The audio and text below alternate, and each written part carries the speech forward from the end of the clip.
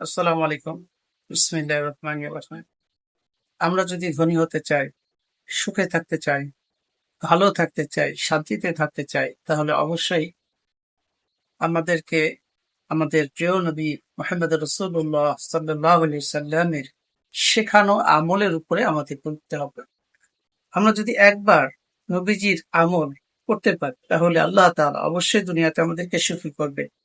দুনিয়াতে আল্লাহ তাআলা আমাদের সম্পদশালী করবেন। আল্লাহ তাআলা এই ওয়াইডি রিজিক আমাদেরকে দান করবেন।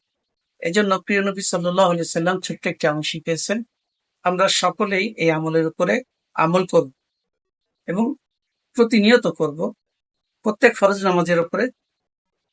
নামাজের পরে ছোট্ট একটি দোয়া আমরা করব।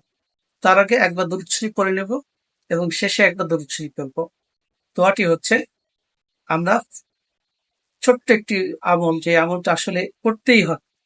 যদি আপনি সুখে থাকতে চান, ভালো থাকতে চান, তাহলে অবশ্যই করবেন ইনশাআল্লাহ। দোয়াটি হচ্ছে, اللهم اكفني بحلالك عن حرامك وأغنني بفضلك عمن سواك. اللهم اكفني بحلالك عن حرامك وأغنني بفضلك عمن سواك.